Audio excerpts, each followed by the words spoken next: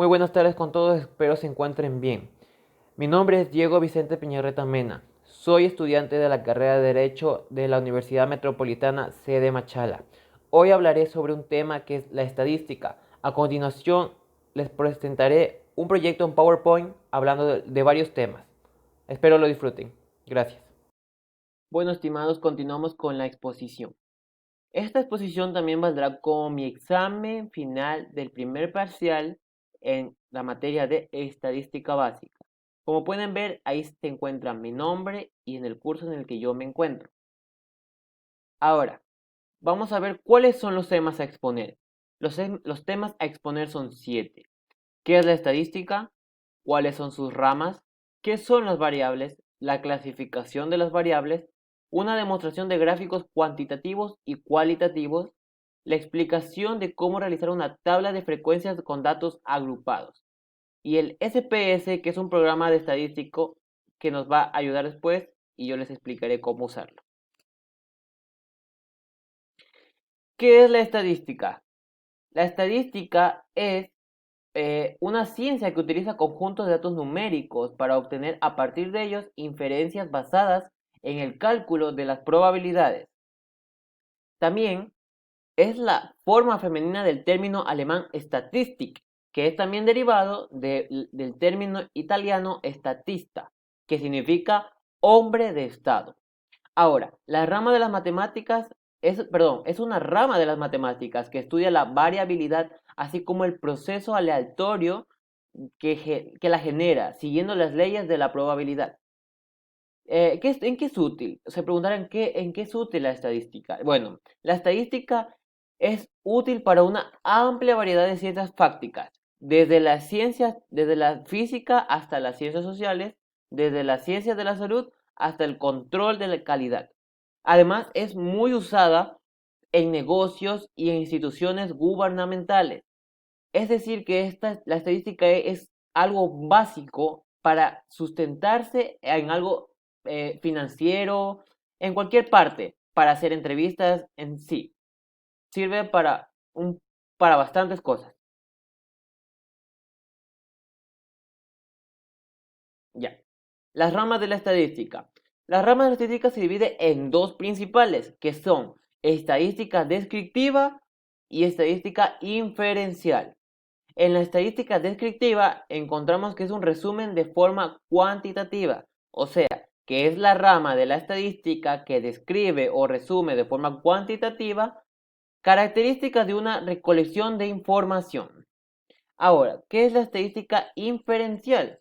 No solo recolecta y resume datos, no, también esta rama busca deducir propiedades de una población estudiada, es decir, explica ciertas características de los datos obtenidos. Aquí, inferencial, se explica los datos obtenidos. Acá se muestra de una manera cuantitativa, o sea, de una manera numérica, los datos que hemos obtenido.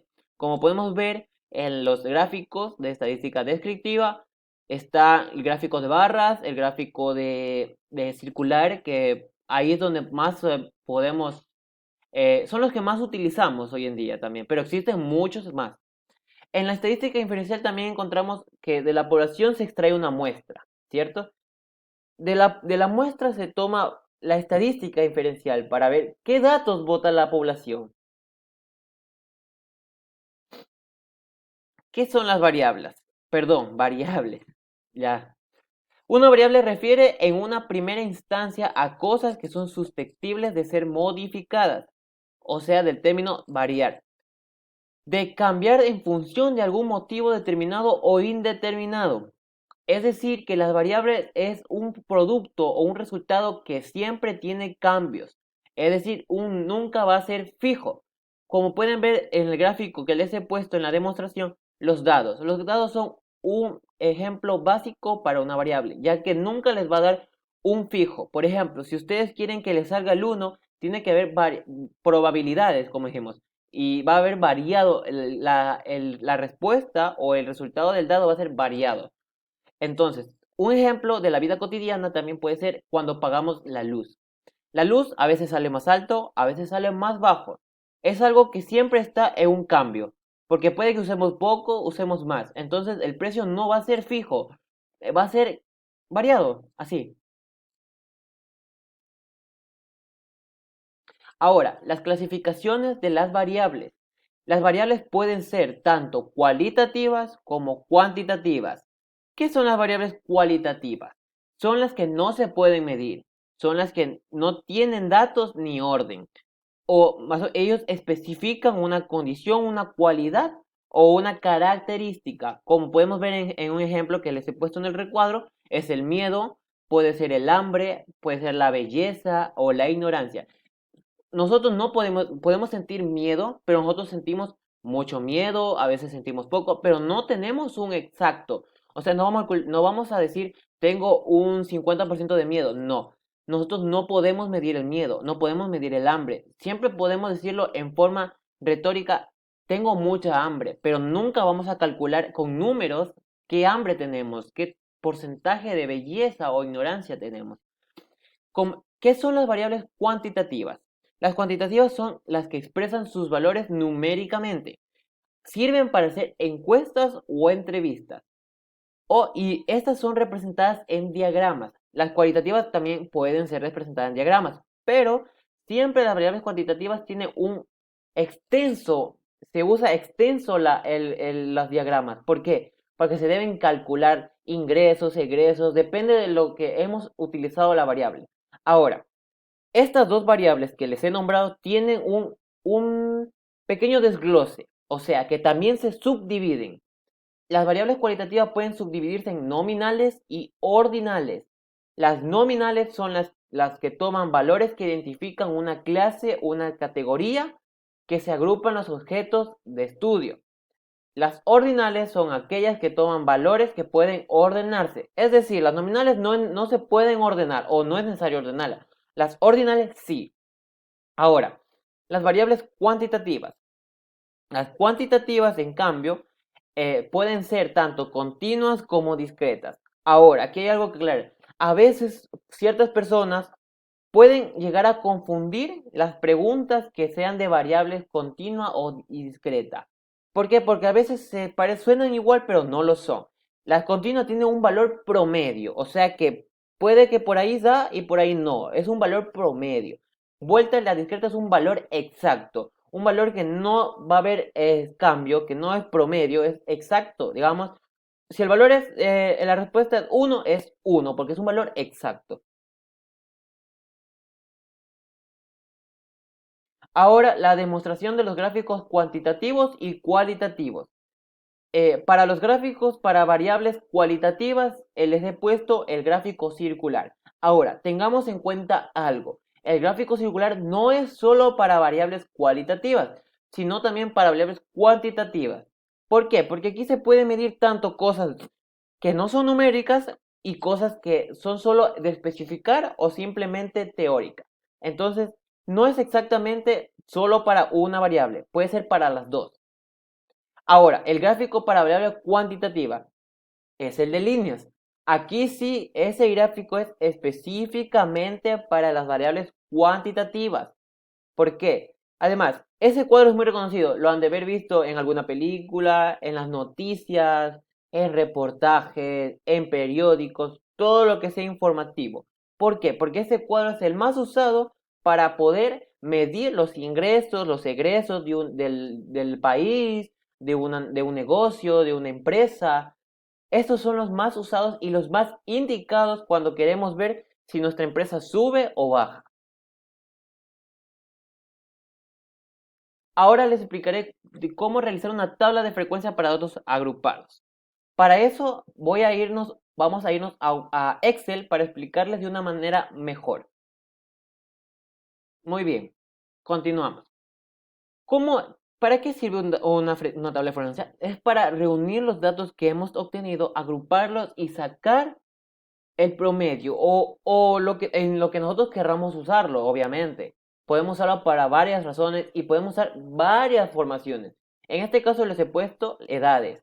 Las edades las he cogido de un problema que nosotros tuvimos que resolver de una encuesta. Entonces, ¿qué es la I? Es los intervalos. O sea, más o menos se los ordena normalmente se los ordena para que la tabla no esté en desorden, valga la redundancia, pero que no esté en desorden. Las edades. Aquí, bueno, en vez de edades, se supone que iría el nombre de lo que ustedes recolectaron, puede ser colores, litros de alguna bebida, así. En fin, puede ser muchas cosas, depende de los datos que hemos recolectado. Yo he recolectado edades. Mi amplitud, la amplitud que yo he puesto en mi caso, es de 4. ¿Qué es la amplitud? La amplitud es el intervalo que hay de un dato al otro. Por ejemplo, aquí en 24, yo he puesto el intervalo de 20 a 24, o sea que la amplitud es 4. Y así sucesivamente hasta cuando tengan toda la información que hayan escogido. La FI, ¿qué es la FI? Es donde se ponen los datos, las personas, o sea, ¿cuántas personas dijeron que tienen esta edad? ¿Cuántas personas dijeron? Y así. La N es el total de lo que hemos sumado. Todo lo que hemos sumado ahí es 201. 35, 46, 43, 20, 18, 3 y da total 201. FI. FI se resuelve de la siguiente manera. Se suma. Aquí se pasa el 35 normalmente. Ahora, ¿cómo sacamos el 81? Se suma el 35 más el 46 que tenemos en FI y da un total 81. Esta es la frecuencia. Esta es la frecuencia absoluta acumulada. Esta es la frecuencia relativa y esta es la frecuencia relativa acumulada. Entonces vamos a la frecuencia absoluta acumulada. Se saca 35 más 46 da 81. Así sucesivamente. Se hace una suma en zigzag. Una suma en zigzag para poder sacar la información. Ahora, 81 más 43, 124. 124 más 36, 160. 160 más 20, 180. 180 más 18, 198. Y 198 más 3 da 201. Ojo, dato muy importante. Si queremos ver o tener en cuenta si nuestra tabla va bien, el resultado final de la frecuencia acumulada, que es la FI, debe ser exactamente igual a la que hemos tenido de N, que es el número total de las personas que hemos encuestado. 201, 201, como se dan cuenta. Muy bien. La frecuencia relativa se resuelve de la siguiente manera. Se divide el FI, o sea, la frecuencia, la primera, FI, se divide para N, que es 201, y se divide 35 dividido por 201, 0,17. 46 dividido para 201, 0,23. Se les conviene redondear nomás, si es que pueden, obviamente.